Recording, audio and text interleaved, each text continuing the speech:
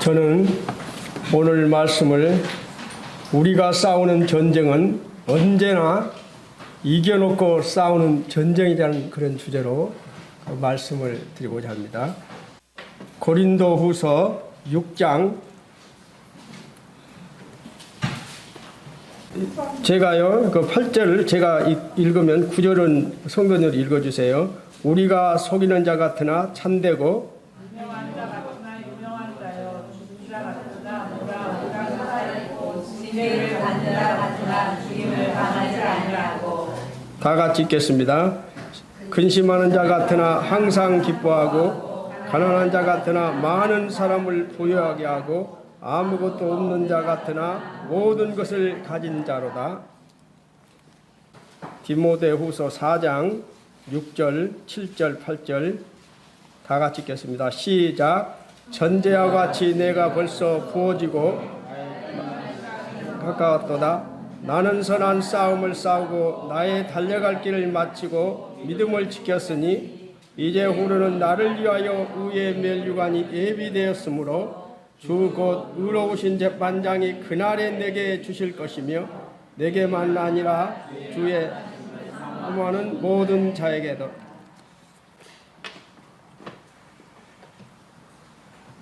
저 23번을 전쟁을 해서 23번을 다 이긴 분이 누구죠? 이순신 장군이죠. 이순신 장군은 세계 해전사 중에서도 유례를 찾아보기 힘든 그 전략가로 추앙받는 인물이죠. 그가 애군과 벌려서 그 싸운 전가는 23전 23승이었어요. 참 믿기 어려운 그런 전승이죠. 23번을 전쟁을 했는데 23번을 다 이겼습니다. 정말 놀라운 일이죠. 그런데 그 난중일기와 당시의 그 사료에서 보면 이순신 장군은 오직 날씨 그리고 군기에만 집중했다고 그래요. 그때 당시에 그 이순신 장군이 날씨와 군기에 집중할 수 있는 조건이 아니지요. 왜 그렇습니까? 그때 조정에서는 어떻게든지 농간을 부려서 이순신 장군을 참 어렵게 만들고 있을 때죠. 또 잣단 이전 투구에 참 그런 어려울 때 모든 관심을 다 꺼버렸었죠. 우리 같으면 여러 가지 생각으로 참 전쟁을 치르기가 힘들 건데 그러한 속에서도 참 23번을 전쟁을 해서 23번을 안성을 하는데 오직 승리를 위해서 단순함을 선택하게 되죠. 참 어떻게 보면 마음이 무겁고 정신이 혼란스러운 그런 상황인데도 통제된 내면의 힘으로 돌파를 하지요. 참 우리에게 많은 교훈이 되는 것이죠. 이렇듯 승리의 힘은 속에 어떤 힘을 소유했느냐에 달려 있는 것이죠. 특히 영적 전쟁을 치르는 우리는 더 그렇습니다. 우리 앞에 늘 버거운 그러한 세력들이 버티고 있죠. 총과 칼의 전쟁보다 더 치열한 이 싸움을 우리는 어떻게 치러야 할까요? 그래서 저는 이번에 이 주제를 우리가 싸우는 전쟁은 언제나 이겨놓고 싸우는 전쟁이라고 이렇게 주제를 정하고 말씀을 전하고자 합니다. 참 믿음의 선배인 사도 바울도 한때는 세상의 권력을 힘으로 여겨서 무기로 사용한 적이 있었죠. 그런데 다메섹 도상에서 부활하신 예수님을 만난 후에는 오직 구속의 은혜만을 붙잡고 평생을 살아가는 사도 바울의 모습을 우리는 볼 수 있습니다. 사도 바울은 그때부터 복음의 열정으로 살아가지요. 결혼도 하지 않습니다. 정말 좋은 가문에서 태어났기 때문에 얼마든지 장가가서 좋은 여자를 만나 참 평범하게 부귀를 누리며 살 수 있는 그러한 모든 것을 다 버리고 오직 복음 열정으로만 살아가지요.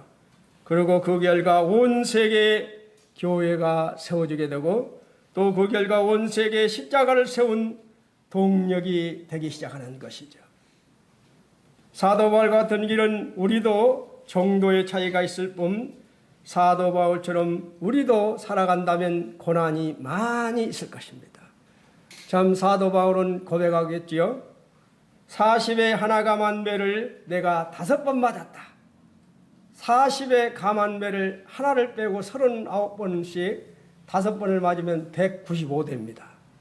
195대를 맞았다고.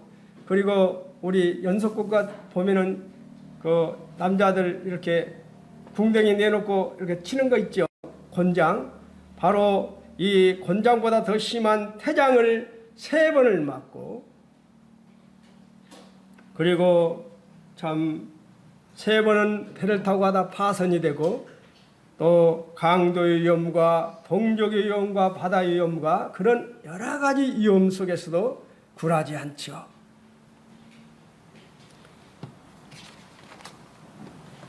그리고 사도 바울은 로마에 2번 투옥이 되죠. 한 번은 투옥이 돼서 2년 만에 석당이 되는데 그 다음에 어떻게 해서 또 구속이 되게 됩니까? 네로가 로마 불을 질러버리죠. 그래놓고 나중에 분리하니까 그리스도인들에게 다 뒤집어 씌워서 그때 다 이제 끄집어 드릴 때 그때 사도 바울이 끌려 들어가게 됩니다.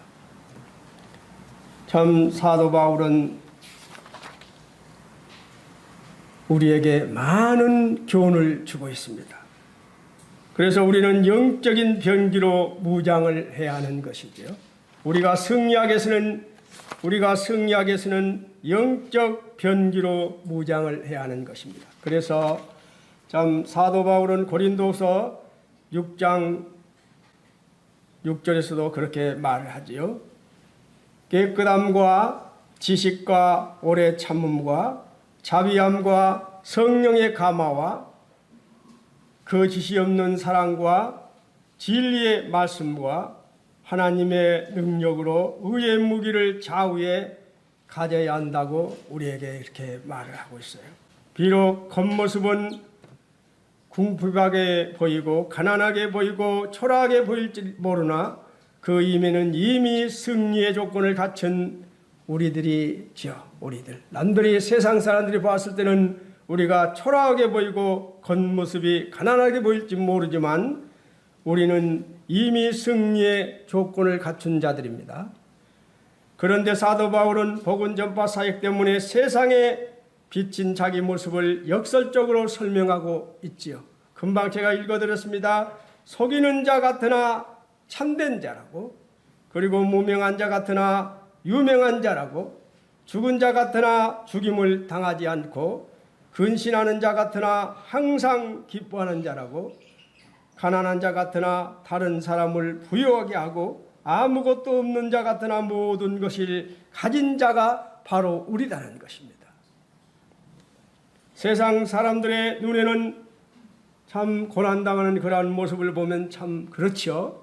그리고 비참함과 궁핍함으로 보였을지는 모르지만 사도 바울 스스로에게는 그리스도로 말미암아 영광과 기쁨과 풍요를 누리는 삶이었음을 고백하고 있습니다. 그리고 사도 바울은 복음을 위해 온갖 수고와 고난을 다 감수했다고 고백하고 있습니다. 성도들은 한난과 핍박에 직면할 때 오히려 더 담대한 믿음과 용기를 지닐 수 있지요. 무엇으로요? 믿음으로. 우리가 믿음을 빠진다면 견딜 수가 없지만 우리는 믿음으로 견딜 수가 있는 것이죠.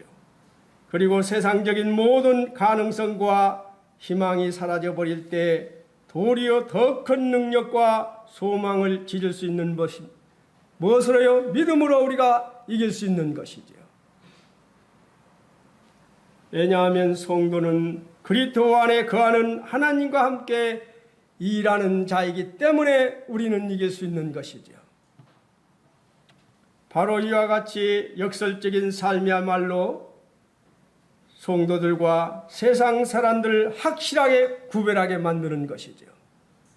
그렇죠. 우리가 지금 주님을 영접한 그리스도인데 생명책에 기록된 자인데 사람들이 봤을 때 저 사람은 예수 믿는 사람이야 아니면 세상 사람이야 하는 사람들이 많죠. 분명하게 그리스도는 누가 봐도 구분이 되어야 한다는 것이죠. 겉으로 보이는 것에 속지 않고 오직 내 영혼이 소유한 것을 점검하는 그런 시간이 되기를 바라는 마음에서 이 계절을 하기를 원합니다. 우리 사역의 운동력은 의의 변기로 무장한 내면에 있는 것이죠. 바로 이순신 장군이 그 내면의 힘으로 돌파했습니다. 정말 그때 그 조정에서 그 이순신 장군을 그렇게 끌어내리려고 이상하게 했지만 오직 내면의 힘으로 그분은 돌파해 나갔죠. 우리 영적 전쟁은 언제나 이겨놓고 싸우는 전쟁입니다. 내 모든 사역의 운동력은 주님께로부터 온다는 사실을 확인하는 그런 시간이 되었으면 합니다. 내 모든 사역의 운동력은 주님께로부터 온다는 것입니다. 우리의 전쟁은 언제나 이겨놓고 싸우는 전쟁이라는 것입니다. 한번 볼까요? 참 우리가 잘 알지요. 히스기야 왕을 잘 알지요. 히스기야 왕이 어떤 행동을 하고 있습니까? 참 아수르 왕 사내림이 쳐들어와서 그 사내림의 부하인 납사게가 도저히 참 듣기 민망한 소리를 하기 시작하죠. 그것도 참 아수르 그 말로 하는 것이 아니라 유다의 말로 납사게가 성 올라가서 계속 이야기하는 거예요. 그래서 오직했으면 히스기야 그 신하가 제발 너희 나라 말로 하고 우리나라 말로 하지 말라. 왜요? 연속 유다의 말로 도저히 듣기 민망한 소리를 하기 시작합니다. 그랬을 때 히스기야가 어떻게 합니까? 간절히 기도하지요. 여호와여 귀를 기울여 들으소서. 여호와여 눈을 떠서 보시옵소서. 사내림이 살아계신 하나님을 비방하여 보낸 말을 들으옵소서. 이렇게 간절히 기도할 때 하나님께서 이사야 선지자를 통해서 너가 아수르 왕 사내림 때문에 내게 기도하는 것을 내가 들었노라. 간절히 기도한 소리를 듣고 어떻게 됩니까? 하나님께서 히스기야 왕이 간절한 기도를 들으시고 사자들 보내서 아수르 군사 아침에 18만 5천 명을 하루아침에 다 쓸어버리시죠. 군사를 보냈습니까? 군사 이동 한 명도 없었습니다. 오직 히스기야의 간절한 기도였습니다. 그런 기도를 했을 때 내가 나와 나의 종 다윗을 위하여 이 성을 보호하여 구원하리라. 이 밤에 여호와의 사자가 나와서 아수리 진영의 군사 18만 5천을 친지라. 아침 일찍 일어나 보니 모두 다 송장이었더라. 생각해 보세요. 지금 완전히 포위했습니다. 그런 상황에 하나님께 욕을 하고 도저히 있을 수 없는 말을 했을 때 히스기야가 간절히 기도했더니 그 다음 날 18만 5천 명이 송장이 되어버렸습니다. 그뿐이 아니라 아수르의 사내림 왕이 자기 나라로 돌아간 마치 보란듯이 우상 숭배 현장에서 자기 아들들에 의해서 그 아수르 왕 사내림이 죽게 되지요. 하나님이 철저하게 징계를 내리는 장면을 우리는 볼 수 있습니다. 또 다른 것을 또 한번 볼까요? 아람 왕이 이스라엘만 치려고 하면 이사야가 다 알아서 해버리니까 힘든 거예요. 그래서 아람 왕이 자기 신하에게 이런 말을 합니다. 우리 중에는 이스라엘 왕과 내통하는 자가 있다고 그렇게 말을 하지요. 그러니까 아람 왕 신하가 이런 말을 합니다. 이스라엘 선지자 엘리사가 왕의 침실에서 하신 말씀을 이스라엘 왕에게 고하나이다. 아람 왕이 침실에서 하는 소리까지 엘리사가 다 알고 이사야 왕에게 고합니다. 이런 말을 하죠. 그 말을 듣고 어떻게 합니까? 그렇다면 엘리사가 어디에 있느냐 말하니까 도단성에 있다고 합니다. 그래서 아람 왕이 도단성을 밤에 포위하러 갔지요. 겹겹이 도단성을 포위해버렸습니다. 그래서 아침에 세수하고 일어나서 보니 게하시가 보니 완전히 포위된 것을 보고 자기 스승인 엘리사에게 말하죠. 엄청난 군사가 지금 무리를 잡기 위해서 포위하고 있습니다. 그랬을 때 엘리사가 게하시의 눈을 열어 보게 하옵소서 하고 간절히 기도하지요. 게하시의 눈을 열어 보게 하옵소서. 눈을 여심해 불말과 불병거가 산에 가득하여 엘리사를 둘렀더라. 완전히 둘러있는 것을 보게 됩니다. 그리고 엘리사가 어떤 또 기도를 하고 있습니까? 저 무리들의 눈을 어둡게 하옵소서. 그렇게 아람 군대가 다 포위했던 어마어마한 군대를 다 어둡게 만들어버리죠. 무엇으로? 기도로 저 무리의 눈을 어둡게 하옵소서. 그러니까 그 아람 군대 다 눈이 어두워져 버렸어요. 그 군대를 어디로? 이스라엘 수도인 사마리아로 다 들어가게 만들어버리죠. 눈봉사가 만들어서. 그래서 다 사마리아 한 복판에 어마어마한 군대를 집결시켜 놓고 이제 다 총칼을 들고 이스라엘이 보고 있을 때 이스라엘 왕이 뭐라고 합니까? 엘리사에게 이제 다 죽여버리자고 합니다. 다 죽이자고. 그랬을 때 엘리야가 절대 그러면 안 됩니다. 저 사람들에게 배불리 먹을 것을 주세요. 배불리 먹고 또 물을 많이 먹게 만들어서 배불리 먹고 가게 만들어 버렸습니다. 눈을 뜨게 해서. 그러니까 그들이 얼마나 두려웠겠습니까? 자기들이 분명히 포위했는데 어느 순간 자기들이 적군 제일 한가운데 들어와서 실컷 얻어먹고 이제는 그냥 가라는 거예요. 얼마든지 죽일 수 있는 상황인데도 죽이지 않고 그들을 보내줬습니다. 그리고 이제는 아람 군대가 그 후에 한참을 쳐들어오지 못하지요. 그런데 아람 왕 메나탄이 한참 후에 온 군대를 동원해서 사마리아 성을 점령해버리죠. 겹겹이 싸지요. 그래서 먹을 것이 없습니다. 그래서 두 여인의 사건을 아시지요. 내 자식을 삶아 먹었으니 오늘은 네 자식을 삶아 먹자는 그런 이야기를 하는 거예요. 예? 하도 배가 고프니 자기 자식을 삶아 먹고 그 다음 날은 네 자식을 삶아 먹자는 것입니다. 그 정도로 심각한 상황 속에서 엘리사가 또 기도를 하게 되지요. 간절히 기도하니까 어떤 역사가 일어났습니까? 도저히 굶어서 죽어가는 급반에 기도했을 때 아람 군대 큰 군대가 이동하는 소리가 들리게 만들죠. 엄청난 군대가 마차를 타고 군대가 이동하는 소리를 아람 군대가 들게 만들으니까 이스라엘들이 얼마나 겁이 났든지 다 말까지 모든 음식을 다 놔두고 다 도망가 버리죠. 아람 군대가. 병사를 움직였습니까? 한 명의 병사도 움직이지 않았습니다. 오직 기도였습니다. 이미 우리 전쟁은 언제나 이겨놓고 싸우는 전쟁이라는 거예요. 나의 힘으로는 이길 수 없지만 하나님을 의지함으로 이길 수 있습니다. 그분이 전능하신 하나님이기 때문이죠. 하나님께서 모든 것을 맡겨드리고 온전히 하나님을 의지하고 간절히 기도하면 하나님께서 우리 마음에 담대함과 편안함을 주실 것입니다. 우리가 하나님을 의지하고 신뢰할 때 하나님은 어리석은 자들을 도발을 심판하실 것입니다. 하나님의 자녀를 해코자 했을 때 오히려 역으로 당하는 것을 저는 보았습니다.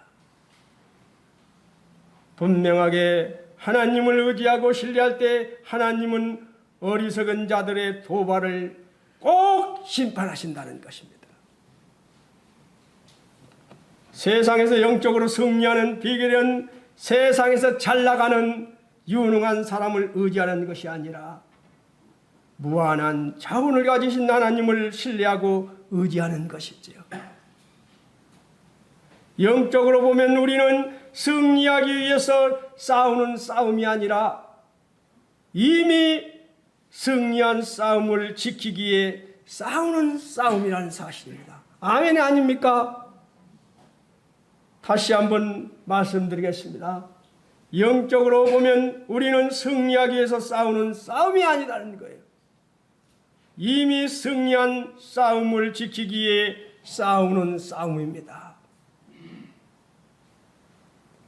우리 아버지 하나님은 주권을 인정하고 그분께 온전히 의뢰했을 때 역사하신다는 사실이에요. 저는 저희 아들, 둘째 아들이 자랑을 요구하는 거예요. 아들이 의대 그때 수능 시험 볼 때 말입니다. 큰 집에서 가는데 설사병이 나버렸어요.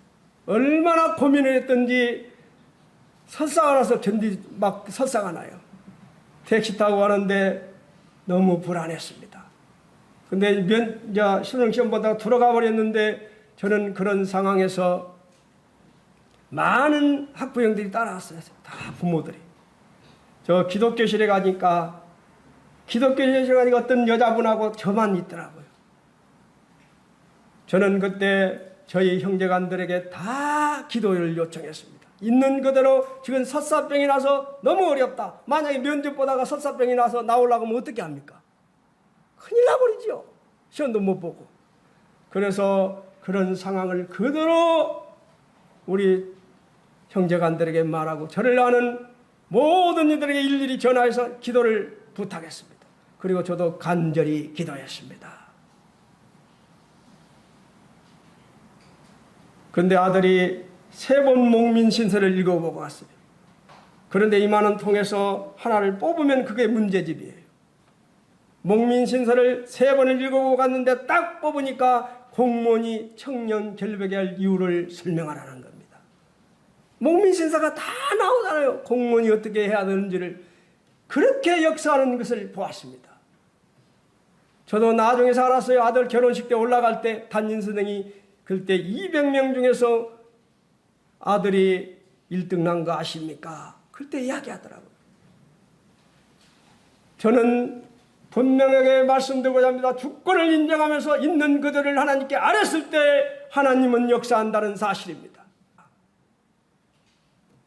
영적으로 보면 우리는 승리하기 위해서 싸우는 싸움이 아니라 이미 승리한 싸움을 지키기에 싸우는 싸움이라는 거예요. 우리는 승리하였습니다. 믿음으로 버티고 나아간다면 마침내 최후의 승리는 우리에게 허락하실 것입니다. 어떠한 현실적인 어려움과 한계 속에서도 인간적인 이해득실을 따지지 않고 오직 하나님만을 의지한다면 승리는 보장된 것이지요.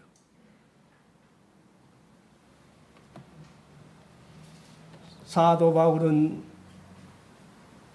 연로한 사도 바울은 로마 감옥에 2번이 투옥이 되죠. 한 번은 투옥이 됐다가 2년 만에 석방이 됩니다. 그 다음에는 투옥이 될 때는 이미 네로가 불을 질렀다고 해서 다 그리스도인들을 체포했을 때 이미 그때는 사도 바울은 이제 사형 집행을 기다리고 있을 때입니다. 이미 선고를 받고 집행일을 기다리고 있던 중에 그는 영적인 아들 디모데에게 죽기 전에 한번 와달라고 간청을 하지요. 지금 디모데가 어디에 있습니까? 에베소서에서 지금 사역을 하고 있습니다. 에베소에서 로마까지 가는 거리가 4개월이 걸립니다. 지금같이 비행기 타고 가는 게 걸어서 가야 합니다. 그런데 4개월이 걸리는 그 거리를 지금 사도 바울은 편지를 써서 디모데야, 내가 너한테 와라는 거예요. 속히 오라고 하지요. 속히 오라 말하지요. 너는 어서 속히 내게로 오라. 4개월이 걸리는 거리입니다. 그러면은 사도 바울은 누구 못지않게 디모데가 지금 에베소에서 어떤 일을 하고 목회를 하고 있어요. 목회하는 사람을 오는데 4개월 가는데 4개월 거진 8개월을 빠져버립니다. 그러면 어떻게 되는 거지요? 그러한 상황을 다 아는 사도 바울이 디모데에게 오라고 하지요. 그러면서 전제와 같이 내가 벌써 부어지고 나의 떠날 시각이 가까웠도다. 나는 이 말씀을 보면서 너무 감사가 됐어요. 참 이제 우리는 편지를 쓸 때다고 내 인재영계에게도 교제하면서 이야기를 했습니다. 우리는 이제 편지를 쓸 때다고요. 지금 전제와 같이 내가 벌써 부어지고 나의 떠날 시각이 가까웠도다. 나는 선한 싸움을 싸우고 나의 달려갈 길을 마치고 믿음을 지켰으니 이제 우리는 나를 위하여 의의 면류관이 예비되었으므로 주 곧 의로우신 재판장이 그날에 내게 주실 것이며 내게만 아니라 뭐라고요? 주의 나타나심을 사모하는 모든 자에게니라. 얼마나 감사가 됩니까? 연로한 사도 바울은 로마 감옥에서 사형 집행일을 기다리는 중에 영적인 아들 디모데에게 죽기 전에 한번 만나보기를 간청하면서 이 편지를 쓰고 있어요.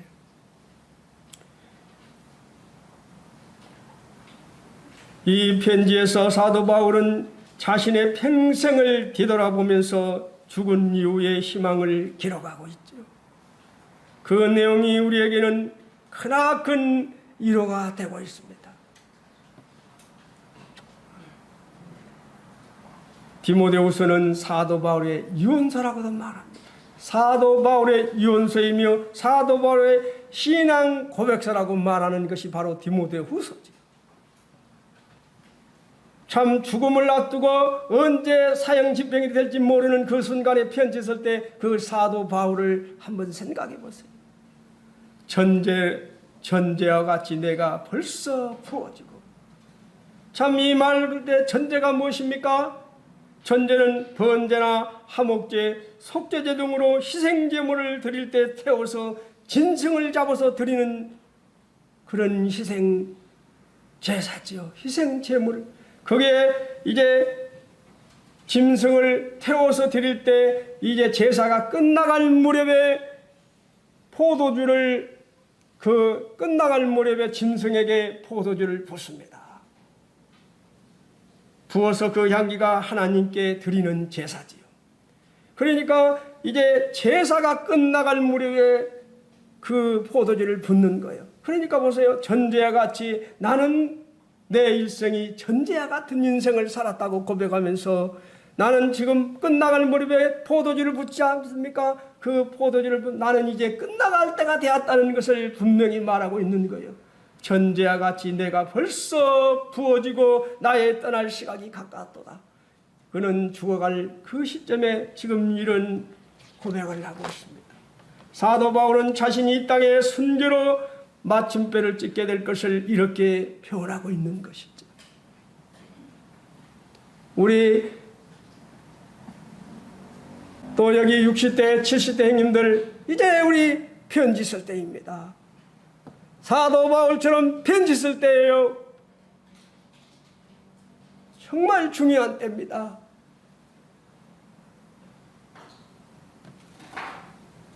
뭐라고 사도 바울은 고백하고 있습니까? 나는 선한 싸움을 싸우고 나는 선한 싸움을 싸우고. 인간의 삶 자체가 고난의 연속입니다. 생존을 위한 처절한 싸움이죠. 지금 세상이 그렇지요. 그래서 욥기서 5장 7절에 보면 사람은 고생을 위하여 났나니 불꽃이 이로 날아간 것 같으니다고 말하고 있어요. 인간은 태어난 섬에서 생존을 위한 싸움이 시작합니다. 어머니 뱃속에서 편안한 환경을 떠나 변균이 득실거리는 세상에서 거대한 환경의 변화에 도전하면서 살지요. 인간은 평생 식주 문제와 생계를 해결하기 위해서 교육을 받지요. 제가 얼마 전에 우리 하진이 뭐 좀 먹을 거 사다 주고 학원에 간다고 딱 가방을 메고 가는데 한번 이렇게 해봤어요. 이 가방이 너무 무거워서 축 처지더라고, 밑에다가. 벌써 중학교 1학년짜리가 공부하기 위해서 그렇게 무거운 가방을 메고 다닌단 말입니다. 왜 그렇습니까? 앞으로 내가 더 나은 자가 되기 위해서 공부하는 것이지요. 그렇죠? 지금보다 더 나은 미래를 위해서 공부하는 것이죠. 그래서 가방이 무거워도 메고 다니는 것이죠. 그래서 직장을 다니며 또 어려운 사업을 하면서 힘겹게 살아가는 것이죠. 예수 그리스도를 믿는 자들은 살아있는 한 영적 전쟁이 계속되고 있다는 사실입니다. 디모데전서 6장에서 이렇게 말하지요. 오직 너 하나님의 사람아 이것들을 피하고 의와 경건과 믿음과 사랑과 인내와 온유를 따르며 믿음의 선한 싸움을 싸우라. 뭐라고요? 영생을 취하라. 이를 위하여 내가 부르심을 받았고 많은 증인 앞에서 선한 증언을 하였도다. 우리는 이런 고백을 할 줄 알아야 되는 것이죠. 사도 바울이 걸어온 인생은 복음 전파를 위한 선한 싸움이었습니다. 어떤 싸움을 싸웠는가요? 유대인들에게 40에서 하나가만 매를 5번 맞았습니다. 3번 태장을 맞고 1번 돌로 맞고 3번 파선하고 일주야를 깊은 바다에 지냈으며 여러 번 여행하면서 강의 위험과 강도의 위험과 동력의 위험과 이방인의 위험과 신의 위험과 강야의 위험과 바다의 위험과 거짓 형제 중의 위험을 당하고 또 수고하고 여수고 여러 번 자지 못하고 줄이며 목마르고 여러 번 굶고 죽고 헐벗었노라. 이에 일은 고사하고 아직도 날마다 내 손에 눌리는 일이 있으니 곧 모든 죄를 위하여 염려하는 것이라. 사도 바울은 이런 고생을 안 해도 얼마든지 편안하게 지금 같은 국회의원 같은 그런 신분을 가진 사람이었어요. 얼마든지 호의호식하면서 잘 살 수 있는 사람이었습니다. 그러나 복음 전파를 위해서 방금 읽어드린 대로 그렇게 어려움을 당하며 살았다는 것입니다. 아직도 날마다 내 속에 눌리는 일이 있으니 곧 모든 죄를 위하여 염려하는 것이라. 그는 지금도 로마 감옥에 있으면서도 그런 이야기를 하고 있습니다. 우리는 예수 그리스도를 의지하여 선한 싸움을 싸워야 하는 것이지요. 사도 바울은 자신의 일생을 돌아보면서 이렇게 고백합니다. 그리스도의 예수의 좋은 군사로 헌신하면서 선한 싸움을 싸웠다고 고백하고 있습니다. 빌레도에서 에베소 장로들에게 선언했던 대로 자신은 달려갈 길을 다 달려왔다고 고백하고 있습니다. 내가 달려갈 길과 주 예수께 받은 사명 곧 하나님의 은혜의 복음을 증언하는 일을 마치려 하면은 나의 생명욕자 조금도 귀한 것으로 여기지 아니하였노라. 그는 자기 생명을 완전히 주님께 맡기고 살았습니다. 생명을 맡긴 자가 무엇이 들었겠습니까? 그리고 많은 환난과 핍박 속에서도 하나님께서 맡겨주신 은혜의 복음과 보배로운 믿음을 잘 간수했다고 고백하고 있어요. 우리에게 많은 도전을 주는 말씀입니다. 우리가 죽음을 앞둔 순간에 과연 자신의 일평생을 해고하면서 바로 이러한 고백을 할 수 있어야 되는 거 아니겠습니까? 사도 바울은 어떤 고백을 합니까? 나는 오늘날까지 범사의 양심을 따라 하나님을 섬겼노라고 나를 본받으라고 그렇게 고백하고 있습니다. 이런 고백할 만한 양반이지요. 달려갈 길을 다 마치고 인간은 2가지 길 중 한 길을 선택하며 달려가야 합니다. 세상의 길은 거짓과 죽음의 길이지요. 그러나 예수님의 길은 진리와 생명의 길입니다. 마태복음 7장에서 말합니다. 좁은 문으로 들어가라. 멸망으로 인도하는 문은 크고 그 길이 넓어 그리로 들어가는 자가 많고 생명으로 인도하는 문은 좁고 길이 협착하여 찾는 이가 적음이라고 말하고 있습니다. 모든 사람에게 하나님께서 예정하신 일이 있지요. 자신이 선택해야 하는 길이 있습니다. 그래서 하나님은 예정하시고 우리는 선택하시지요. 성도님들이 내가 어떤 백인으로 태어날 것인지 항인으로 태어날 흑인으로 태어날 것인지 선택하십니까? 아니지요. 어떤 인종으로 태어나야 할 것인지 어디서 자랄 것이며 어느 시대에 살고 어느 부모를 만나게 하는 것은 하나님의 애정이지요. 우리가 선택할 수 없습니다. 그러나 우리는 반면 배우자를, 내 직업을, 또 내가 사는 환경 등을 하나님께 온전하신 뜻에 따라 우리가 선택할 수 있는 것이죠. 우리가 선택하는 것이죠. 그래서 우리는 로마서 12장 2절의 말씀처럼 너희는 이 세대를 본받지 말고 오직 마음을 새롭게 함으로 변화를 받아 하나님의 선하시고 기뻐하시고 온전하신 뜻이 무엇인지를 분별하다 하죠. 이런 말씀 가운데 우리는 분별하는 삶 속에 선택해야 하는 것이지요. 믿음을 지켰으니, 믿음은 하나님께서 우리에게 주신 유대한 선물입니다. 우리가 예수님을 믿게 된 것은 하나님께서 우리의 마음을 변화시켜 주셨기 때문에 우리가 믿고 있는 것이죠. 마태복음 13장 9절에 보면 어떤 말이 있습니다. 천국의 말씀을 듣고 깨닫지 못할 때는 악한 자가 와서 그 마음에 뿌려진 것을 빼앗나니 이는 곧 길가에 뿌린 자요. 바로 길가의 믿음은 무관심을 의미하는 것이지요. 하나님께서 믿음을 주셔도 우리가 믿음을 신고 자라게 하려는 의지가 없다면 마귀가 빼앗아가 버린다는 거예요. 돌밭에 뿌려졌다는 것은 말씀을 듣고 즉시 기쁨을 받되 그 속에 뿌리가 없어 잠시 견디다가 말씀으로 말미암아 한난이나 박해가 일어날 때는 곧 넘어지는 자요.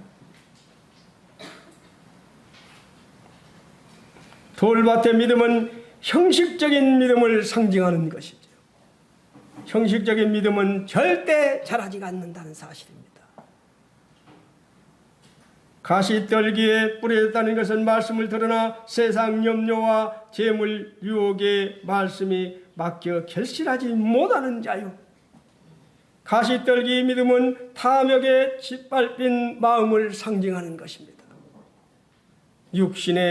육신과 안목의 정욕과 이세의 자랑이 있으면 믿음이 결실하지 못하는 것이죠. 마지막에 보면 마태복음 13장 23절에 이 말씀을 하시죠. 좋은 땅에 뿌려졌다는 것은 말씀을 듣고 깨닫는 자니 결실하여 어떤 이는 100배, 어떤 이는 60배, 어떤 이는 30배가 되었느니라. 좋은 땅에 믿음은 뿌려진 말씀을 사랑하고 묵상하고 마음을 받아들이고 그것을 삶 가운데 실천하는 믿음을 의미하는 것이지요. 우리는 좋은 땅에 뿌려진 자가 되기를 바랍니다. 좋은 땅의 믿음은 뿌려진 말씀을 사랑하고 묵상하는 것이지요. 마음에 받아들이고 그것을 삶 가운데 실천하는 믿음을 의미한다고 말씀드렸습니다. 사도 바울은 전제와 같이 내가 벌써 부어지고 나의 떠날 시각이 가까웠도다. 나는 선한 싸움을 싸우고 나의 달려갈 길을 마치고 믿음을 가졌으니 이렇게 지금 고백하고 있습니다. 성도님들이 우리 사도 바울 같은 이러한 고백들이 우리에게도 있기를 바라는 것입니다. 하나님께서는 끝까지 충성하여 천국에 입성하는 사람들에게 큰 상급을 주시겠다고 말씀했습니다. 우리는 끝까지 믿음을 지키고 천국에서 받을 영광의 멸류관을 바라보며 굳건히 전진해 나가야 할 것입니다. 로마 황제에 의해 죄인으로 판결된 사도 바울이 자신에게 의의 멸류관이 주어질 것이라고 고백한 것은 무척 의미심장한 일입니다. 세상의 통치자는 그를 죄인이라고 선고하여 옥에 가두었으나 천지주제이신 하나님께서는 사도 바울을 의롭다고 칭해 주시고 하나님 나라에서 영원한 자유와 해방과 기쁨을 누리며 거할 수 있도록 약속하신 것이지요. 이 약속은 우리에게 하신 약속입니다. 바로 우리의 전쟁은 언제나 이겨놓고 싸우는 전쟁이라는 것이요. 맞습니까? 우리 전쟁은 이겨놓고 싸우는 전쟁입니다. 영적으로 보면 우리는 승리하기 위해서 싸우는 싸움이 아니라 이미 승리한 싸움을 지키기 위해 싸우는 싸움이라는 사실입니다. 우리 성도님들도 사도 바울 같은 이러한 고백의 삶이 있기를 바랍니다. 이상으로 마치겠습니다.